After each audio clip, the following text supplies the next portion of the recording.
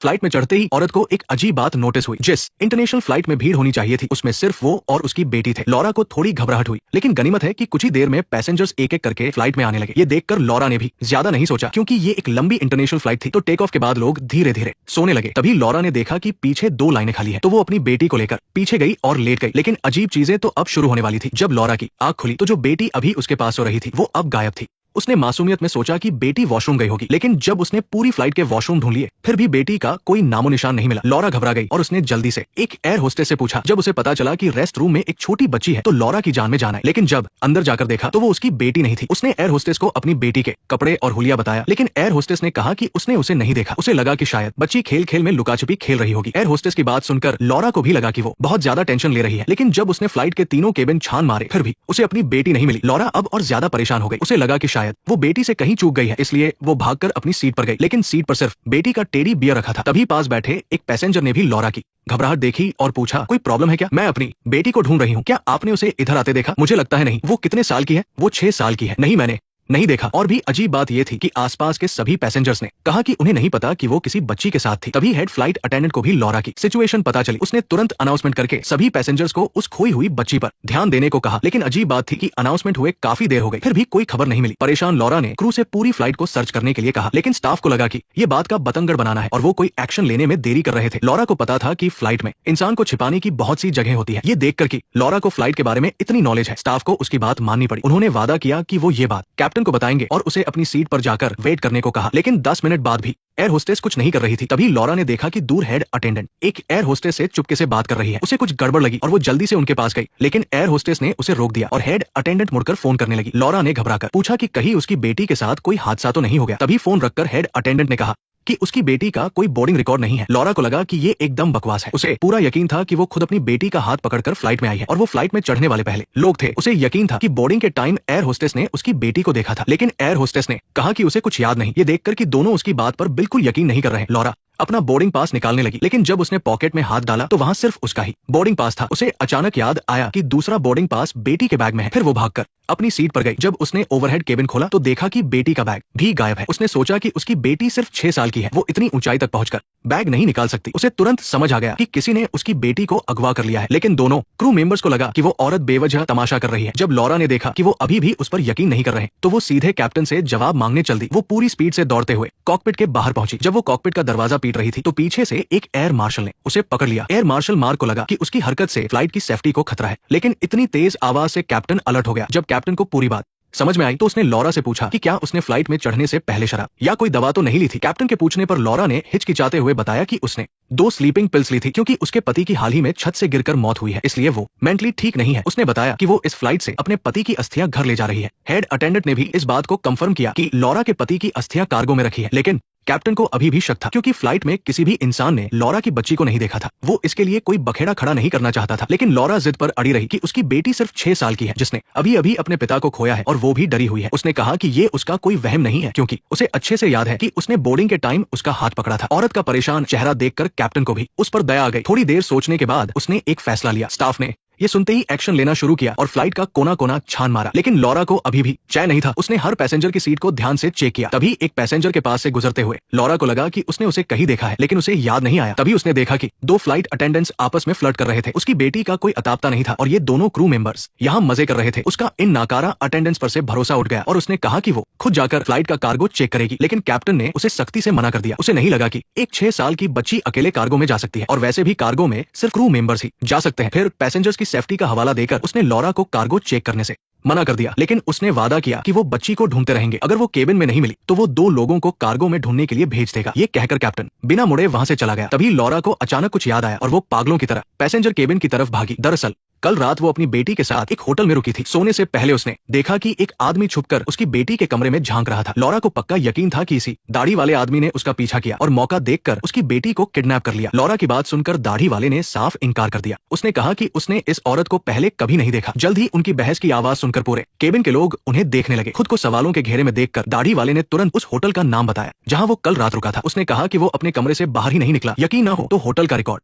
Check कर लो। Air marshal mark ने उससे होटल का बिल मांगा। दाढ़ी वाले ने बिना कुछ कहे तुरंत अपना बिल दिखा दिया। जब उसने अपनी बेगुनाही का सबूत दे दिया तो मार्क को लॉरा को लेकर वहाँ से जाना पड़ा। लेकिन सुराग मिलने के बाद लॉरा यूं ही हार नहीं मानने वाली थी। उसने खुद को मार्क से छुड़ाया और सीधा दाढ़ी वाले पर झपट पड़ी। उसने चिल्लाकर पूछा कि उसकी बेटी को कहाँ छुपाया है, लेकिन जल्द ही मार्क ने उसे पकड़ लिया और केबिन से बाहर ले गया। लॉरा को अभी भी हंगामा करते देख मार्क ने उसे वार्निंग दी कि अगर उसने फिर से कोई नाटक किया तो वो उसे हथकड़ी लगा देगा। फिर उसने लॉरा से सवाल किया कि अगर उस दाढ़ी वाले को पता था कि वो कहाँ रुकी है और उसे बेटी को अगवा करना था तो कल रात उसने होटल में ऐसा क्यों नहीं किया? वो एक ऐसी फ्लाइट को क्यों चुनेगा जहाँ छुपने की कोई जगह नहीं है? इस बात से लॉरा की बोलती बंद हो गई। तभी लॉरा को याद आया कि वो खुद एक एयरक्राफ्ट डिजाइनर है और उसे फ्लाइट के स्ट्रक्चर के बारे में सब पता है। उसने अंदाजा लगाया कि दाढ़ी वाला फ्लाइट हाईजैक करना चाहता है, इसलिए उसने उसकी बेटी को अगवा किया है। लेकिन मार्क को लगा कि लॉरा को कोई मानसिक बीमारी है और उसे बहुत बुरे वहम हो रहे हैं। तभी पैसेंजर्स के सीट बेल्ट साइन बंद हो गए। अब सब अपनी सीट से उठ सकते थे। इसका मतलब था कि कैप्टन ने बच्ची को ढूंढना बंद कर दिया है। ये देखकर लॉरा गुस्से में कैप्टन के पास गई और उससे पूछा कि उसने ढूंढना बंद क्यों कर दिया। लेकिन कैप्टन ने उसे एक बहुत बड़ा झटका दिया। उसने कहा, तुम्हारी बेटी मर चुकी है। दरअसल अभी अभी उस अस्पताल से कागजात आए हैं जहां लॉरा के पति का इलाज चला था। उसमें साफ लिखा था कि उसके पति और बेटी की लाश एक साथ मोर्चरी में आई थी और दोनों एक साथ ही छत से गिरे थे। अब उन दोनों के अवशेष कार्गो में रखे हैं। कैप्टन को लगा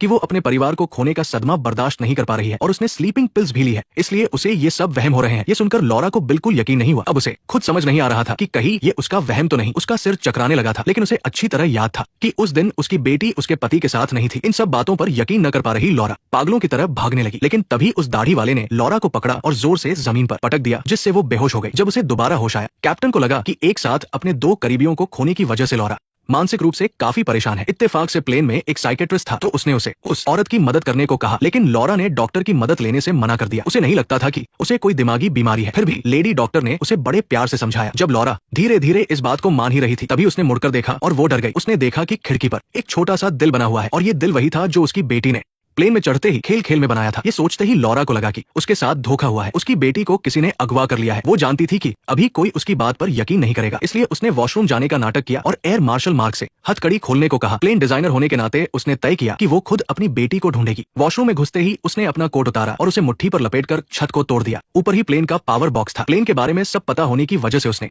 तारों से छेड़छाड़ की। तभी केबिन के ऑक्सीजन मास्क नीचे गिर गए। सबको लगा कि प्लेन में कोई इमरजेंसी आ गई है। सब घबरा गए और ऑक्सीजन मास्क लगाकर सांस लेने लगे। इसके बाद लॉरा ने एक तार और तोड़ दिया, जिससे केबिन की लाइटें बुझ गई। इस अफरातफरी का फायदा उठाकर वो चुपचाप वॉशरूम से बाहर निकल आई और कार्गो लिफ्ट में छुपकर उस कार्गो एरिया में आ गई जहां उसने अभी तक तलाशी नहीं ली थी। तभी कैप्टन ने सबको बताया और मार्क से कहा कि प्रेशर कम नहीं हुआ है, बल्कि किसी ने जानबूझकर तार काटे हैं। मार्क तुरंत समझ गया कि ये लॉरा का काम है। जब उसने साइड का दरवाजा खोला तो लॉरा वहां से गायब थी और लॉरा तब तक कार्गो रूम में पहुंच चुकी थी। उसने जोर से अपनी बेटी का नाम पुकारा, लेकिन उसे कोई जवाब नहीं मिला। तभी उसकी नजर अपने पति के ताबूत पर पड़ी। उसके दिल में घबराहट होने लगी तो उसने वो पासवर्ड डाला जो सिर्फ उसे पता था। लेकिन जब उसने उसे खोला तो उसमें सिर्फ उसके पति की लाश थी। इसका मतलब था कि उसकी बेटी मरी नहीं है। इस प्लेन में जरूर कोई बहुत बड़ी साजिश रच रहा है, लेकिन अभी वो पूरी तरह से टूट चुकी थी और कोई उस पर भरोसा नहीं कर रहा था। वो पति की लाश देखकर पूरी तरह निराश हो गई। तभी एयर मार्शल मार्क वहां आ गया। उसने उड़ान की सुरक्षा में रुकावट डालने के इल्जाम में लॉरा को पकड़ लिया और कहा कि उसकी वजह से अब उन्हें मजबूरन नजदीक के एयरपोर्ट पर उतरना पड़ेगा। अब लॉरा को पूरा यकीन हो गया था, अगर उसके पति और बेटी दोनों एक साथ मरे होते तो वो प्लेन में दो ताबूत लेकर आती। इसलिए उसकी बेटी पक्का जिंदा है और किसी ने उसे प्लेन में कहीं छुपा दिया है। उसने कहा कि प्लेन के लैंड होने के बाद वो प्लेन के कोने कोने की तलाशी लेगी, लेकिन मार्क ने उससे कहा कि अब कोई मौका नहीं है। प्लेन उतरते ही उसे गिरफ्तार करके जेल भेज दिया जाएगा। प्लेन में बैठे बाकी लोग भी उसे पागल समझ रहे थे। लॉरा को वापस पकड़े हुए देखकर सब लोग तालियां बजाने लगे। अपनी सीट पर आकर लॉरा ने मार्क से विनती की कि वह उसकी मदद करे। एक लाचार माँ को देखकर आखिरकार मार्क का दिल पिघल गया। उसने क्रू चीफ को बुलाया और कहा कि वो उस पर नजर रखे, वो कैप्टन से बात करने जा रहा है। लेकिन जैसे ही वो मुड़ा, वो चुपके से कार्गो रूम में घुस गया और सीधा लॉरा के पति के ताबूत के पास जाकर उसने ऊपर का स्पंज फाड़ दिया। उसके अंदर दो बम और एक रिमोट छुपा हुआ था। असल में ये सब मार्क की साजिश थी। लॉरा की बेटी सच में प्लेन पर ही थी। उसे अगवा करने के बाद मार्क ने उसे इलेक्ट्रॉनिक्स केबिन में छुपा दिया था। फिर उसने बच्ची के पास बम सेट किया और कैप्टन के पास जाकर झूठ बोला कि लॉरा ही हाईजैकर है। ताबूत की चेकिंग न होने के नियम का फायदा उठाकर उसने अपने पति को मारा और बम को ताबूत में छिपाकर प्लेन में ले आई। उसने ये भी कहा कि लॉरा का एक साथी भी है और बम का रिमोट उसी के पास है। इसके बाद उसने कैप्टन को एक अकाउंट नंबर दिया और सारा इल्जाम लॉरा पर डालते हुए कहा कि लॉरा चाहती है कि एयरलाइंस इस खाते में $50 मिलियन ट्रांसफर करे और साथ में एक फ्यूल भरा हुआ हेलीकॉप्टर तैयार रखे, वरना लॉरा और उसका साथी बम फोड़ देंगे। बम का नाम सुनते ही कैप्टन के होश उड़ गए। वो लॉरा से बात करना चाहता था, लेकिन मार्क ने उसे तुरंत रोक दिया और कहा कि वो सिर्फ उसी से बात करेगी और किसी क्रू मेंबर को पास नहीं आने देगी। मार्क ने कैप्टन को लॉरा की शर्तें मान लेने को कहा। कोई और रास्ता न देख कैप्टन को बात माननी पड़ी। अपनी साजिश पूरी होने के बाद मार्क केबिन की तरफ जाने लगा। तभी क्रू चीफ ने उसे रोक लिया। असल में वो भी मार्क का ही साथी था। उसी की चालाकी से छोटी बच्ची का कोई बोर्डिंग रिकॉर्ड नहीं था और उसी ने बच्ची का डेथ सर्टिफिकेट भी नकली बनवाया था। लेकिन अब उसे थोड़ी घबराहट हो रही थी। जल्द ही कैप्टन का कॉल आया और उसने बताया कि एयरलाइंस ने पैसे उस अकाउंट में डाल दिए हैं। मार्क ये सुनकर बहुत खुश हुआ। अब उसे बस सही मौका देखकर लॉरा को रास्ते से हटाना था। फिर वो कुछ न होने का नाटक करते हुए सीट पर गया और लॉरा को बताया कि प्लेन लैंड होने वाला है। इसके बाद उन दोनों को प्लेन में ही रुकना होगा, फिर पुलिस आकर प्लेन की तलाशी लेगी। जल्द ही प्लेन जमीन पर लैंड हो गया। सारे पैसेंजर्स एक एक करके प्लेन से नीचे उतर गए। जब कैप्टन उतरने लगा तो लॉरा गुस्से में उसके पीछे आई और बोली कि खाने की ट्रॉली और डस्टबिन जैसी चीजें नीचे नहीं ले जा सकते क्योंकि उसने अभी तक उनकी चेकिंग नहीं की है। उसने कहा कि अगर उसे अपनी बेटी मिल गई तो कैप्टन और सारे क्रू मेंबर्स को उससे माफी मांगनी होगी। उसे यूं बड़बड़ाता देखकर कैप्टन को बहुत तेज गुस्सा आ गया। अपनी पोल खुलती देख मार्क भी चुपके से प्लेन से खिसकने लगा। कैप्टन की अजीब सी बातें सुनकर और चारों तरफ पुलिस को देखकर लॉरा को तुरंत समझ आ गया कि ये सब एयर मार्शल मार्क की साजिश है, तो उसने जोर से आवाज देकर मार्क को रोका। मार्क ने भी अब नाटक बंद कर दिया और मान लिया कि वही हाईजैकर है, लेकिन अभी सब लोगों को लग रहा था कि लॉरा ही हाईजैकर है। अगर उसने सच उगला तो सबसे पहले जान उसकी बेटी की जाएगी। लॉरा ने कोई जल्दबाजी नहीं की। फिर उन्होंने सभी क्रू मेंबर्स को प्लेन से नीचे भेज दिया। जैसे ही मार्क ने दरवाजा बंद किया, लॉरा तेजी से उसकी तरफ भागी और